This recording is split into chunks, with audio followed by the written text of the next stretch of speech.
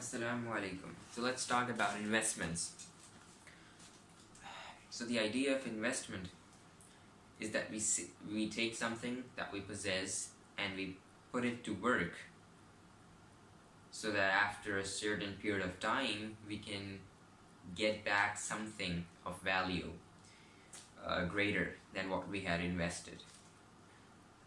So that is basically what investment is. And you can invest in anything. You can invest in yourself. Like, you can take your time and money and effort in learning a specific set of skills so that you can improve yourself.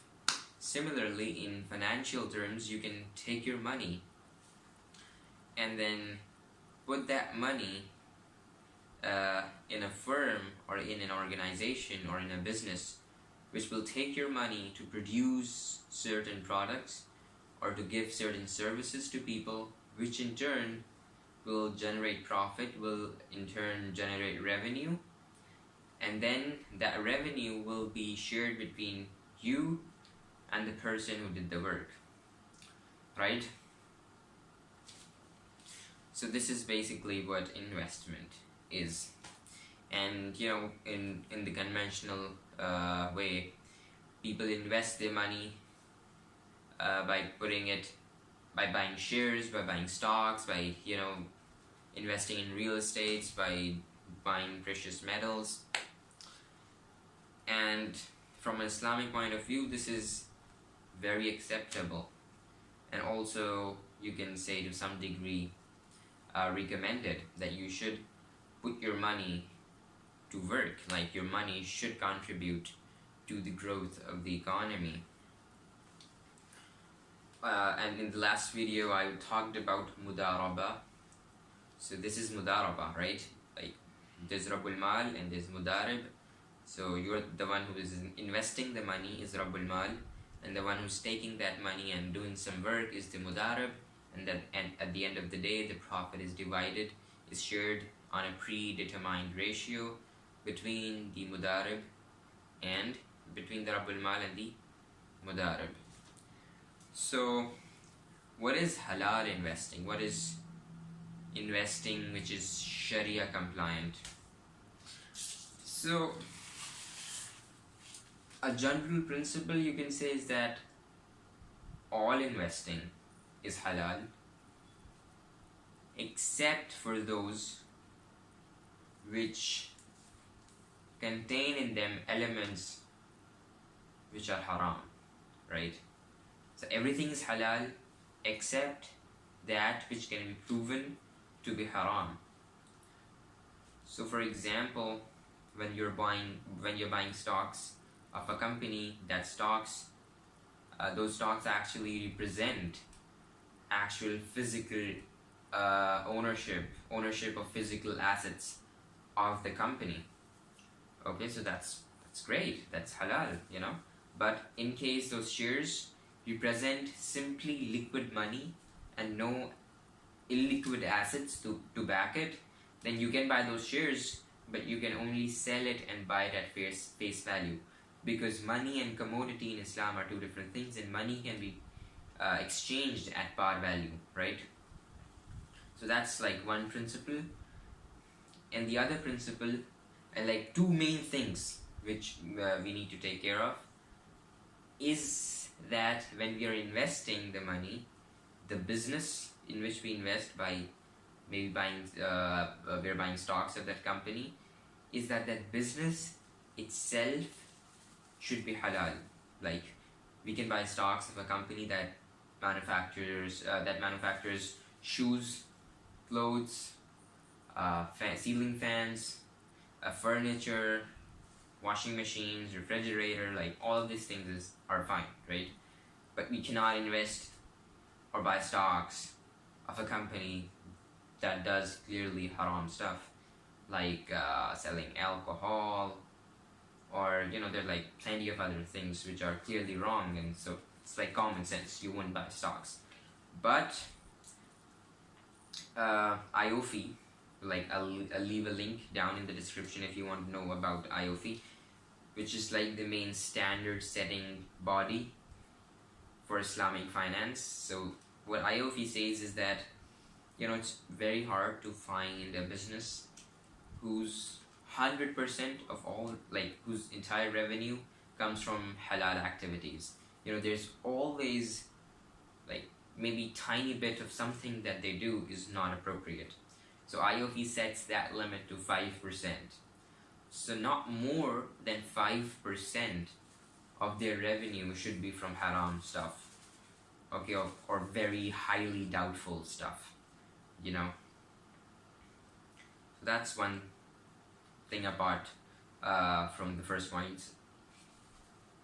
And second important thing is that the capital should be debt free. Like, they should own the capital. It shouldn't be debt, because if there's debt, then that means there's interest, and interest is clearly haram. It's an evil, right?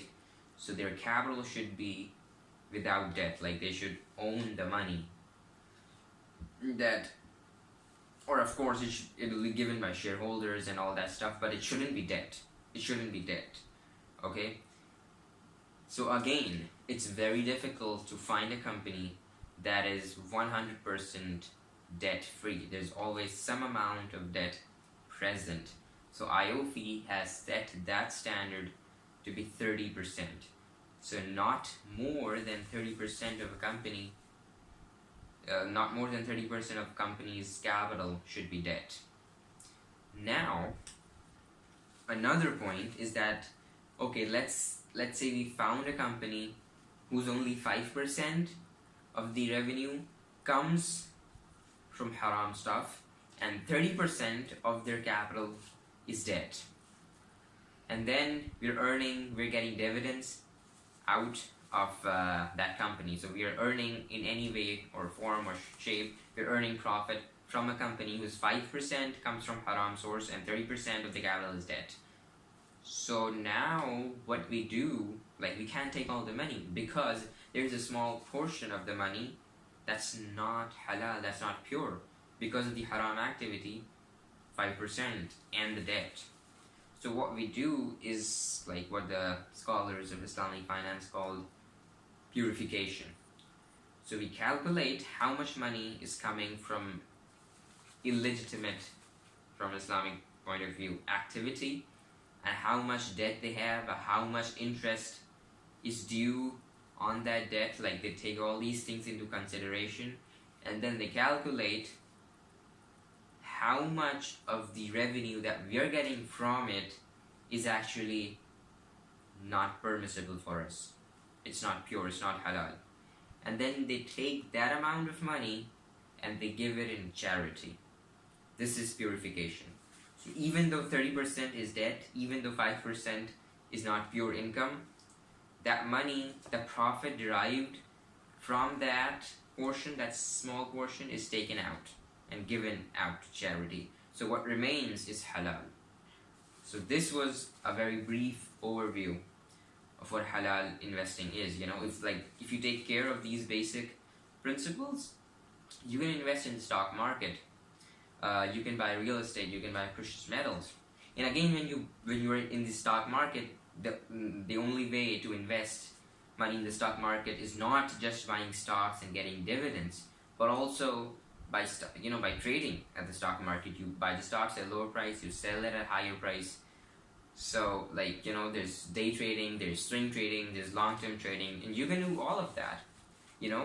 And some people say it's speculation, but it is not exactly this specific type of speculation which is forbidden. The type of speculation which makes the price of stock markets go up and down is not actually speculation. Rather, it's the change in supply and demand of a particular stock that makes its price go up and down. So on the face value, the stock market seems full of speculation. But if you dig deep, it's not really speculation, but it's actually supply and demand that are constantly changing, which is causing the price of the stock to go up and down. Okay? And there is something called technical analysis, where you can predict to a great precision what the supply and demand could be in the next hour or tomorrow or day after tomorrow. Hence, you can predict whether the price of a stock will go up or it will go down.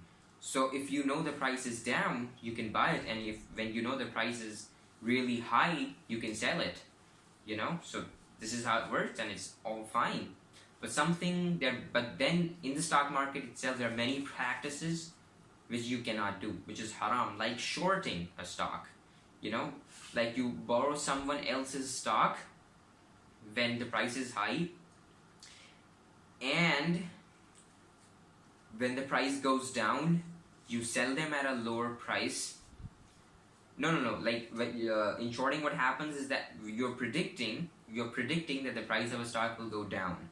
So you borrow someone else's stock, you sell that stock at a higher price, then the price of a stock goes down, then you buy equal amount of stocks at a lower price, thus you make a profit, right? Because first you sold it at a higher price, now you're buying the same amount of stocks at a lower price. And then you're giving the stocks back to the person whom you borrowed it with, right? Borrowed it from. So you took the stocks from him, you gave him back equal number of stocks. So for him, it's the same thing. But in that price fluctuation, you earned a profit. That's all shorting. But you cannot do that because you cannot sell something you don't own.